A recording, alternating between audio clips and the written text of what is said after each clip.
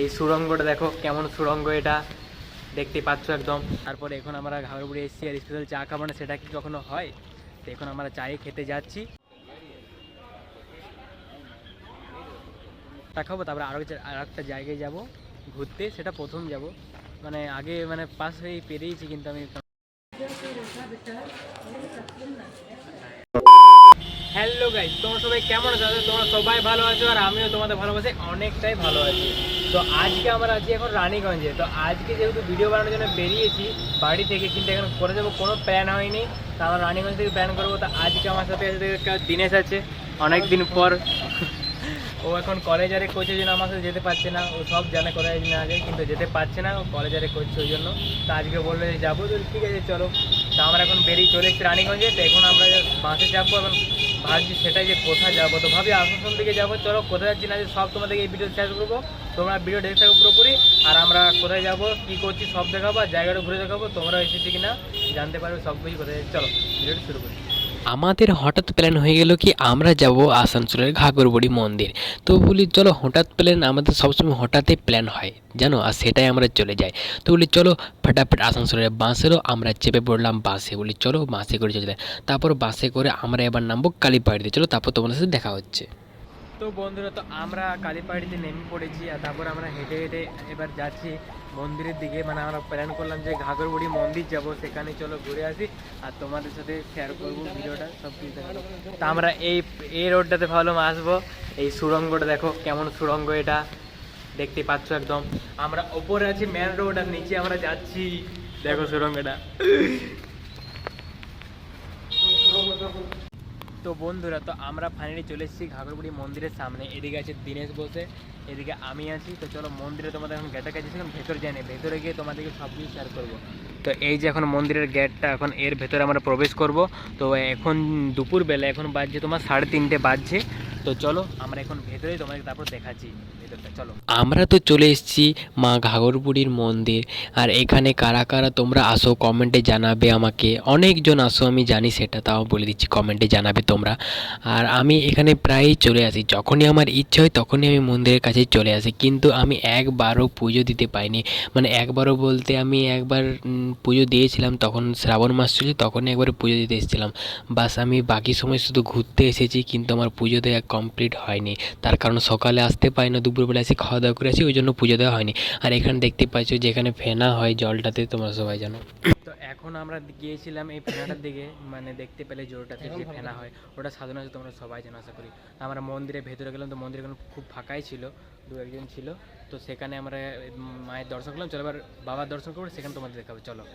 আর এটা হচ্ছে পাশেই ভোলেনাথের মন্দিরটা, এখানে আমি আগের বছর পুজো দিয়েছিলাম শ্রাবণ মাসে। তো এখানে তখনই পুজো দেওয়া হয়েছে, আর আমার হয়নি। আর এটাও ঠিক যে ভগবান যখন তোমাকে ডাকবে তখনই তোমার পুজো দেওয়া কমপ্লিট হবে। তুমি যতই চাও যে আমি আজকে পুজো দেবো, কিন্তু হয় না। আর সেটাই হয় আমার সাথে, যে আমি খাওয়া দাওয়া করে প্ল্যান হয়ে যায়, দিয়ে আর পুজো দেওয়া হয় না। তো এবার ভেবেছি যে নেক্সট যখন যাব তখন একবারই সকালে যাব, পুজো দিয়ে আসবো, কারণ পুজো দেওয়াই হয় না, অনেক ইচ্ছেও আছে। তো চলো ফাইনালি আমরা কিছু, তো গাইজ, তো ফাইনালি আমরা কিছু ভিডিও আর ফটো করলাম, 2-3টে ভিডিও করলাম, বেশি করিনি। আর এখানে বেলাটা ডুবে গেলো, সূর্য মামা এখন ডুবে গেছে দেখতে পাচ্ছ। তো ওটাই ছিল আমাদের কিছুক্ষণের মুহূর্ত। আর তারপরে এখন আমরা ঘাগরবুড়ি এসেছি আর স্পেশাল চা খাবো না, সেটা কি কখনো হয়? তো এখন আমরা চায়ে খেতে যাচ্ছি, চাটা খাবো, তারপরে আরও একটা জায়গায় যাব ঘুরতে, সেটা প্রথম যাব। মানে আগে মানে পাশ হয়ে পেরিয়েছি, কিন্তু আমি ভিতরে যাইনি সন্ধ্যাবেলায়। তো ভেতরে যাবো, তো সব দেখাবো তোমাদেরকে, চলো তোমার ভিডিও দেখতে থাকো। এখন চলো চাটা খাই, চলো। লেখা রেখা গরম আছে, খা খা একটু।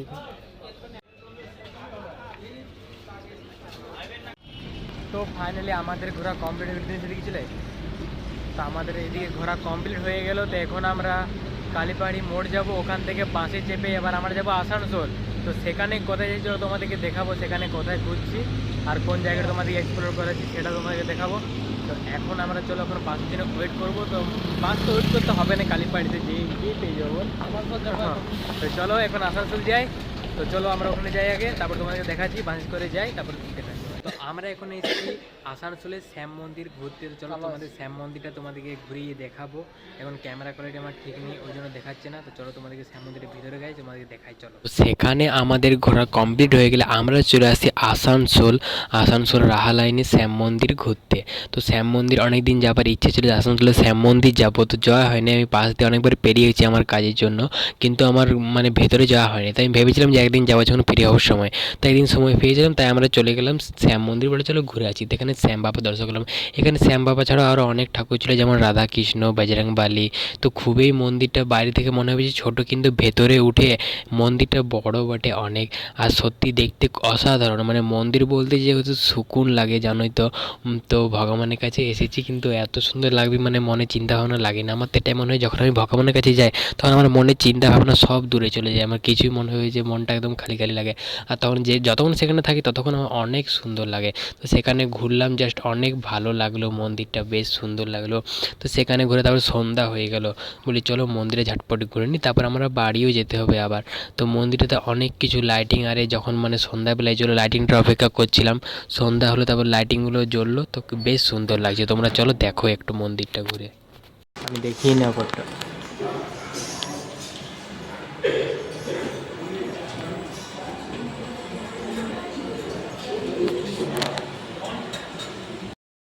তো ফাইনালি আমাদের শ্যাম মন্দির ঘোরা কমপ্লিট। আসানসোলের দিনেশ, তোর কেমন লাগলো বল? একদম তো খুবই ভালো লাগলো শ্যাম মন্দিরটা ঘুরে, খুব সুন্দর লাগলো। বাইরে থেকে মনে হবে যে ছোট, কিন্তু ভেতরে গিয়ে মনে হবে অনেক বড় দেখে পড়ে। চলো এবার আমরা বাইরে বেরোই।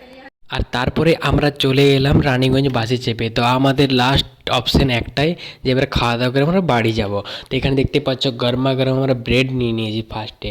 তো দিনেশ আর আমি ফার্স্টে ব্রেড নিলাম, ব্রেডগুলো বলি চলো খাই। আর দেখতে পাচ্ছ আমাদের ব্রেডগুলো দেখিয়ে দিলাম। তারপরে দুটো বড় বড় গরম গরম বেগুনি নিলাম। কাদের গরম গরম এইসব জিনিস খেতে ভালো লাগে কমেন্টে জানাবে। আমার তো বেশ সুন্দর লাগে, আমার বাইরের খাবারই বেশি ভালো লাগে সত্যি বলতে। তো তারপরে আমাদের ওগুলো খাওয়া হয়ে গেলো। তারপরে আমরা নিয়ে এলাম পকোড়ি গরমা গরম, বলি চলো পকোড়ি নিই। পকোড়িগুলো গরম গরম ছেঁকা করালাম, তারপরে নিলাম।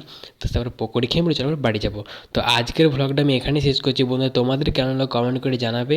আর ভিডিও এডিট করতে আমার একটু লেট হয়ে গেলো, তার কারণ অনেক প্রবলেমের মধ্যে এখন আমি আছি, ওই জন্য ভিডিও তোমাদের টাইমও দিতে পারছি না। তাও আমি চেষ্টা করছি। চলো নেক্সট ভিডিও তোমাদের সাথে দেখা হচ্ছে। টাটা বন্ধুরা।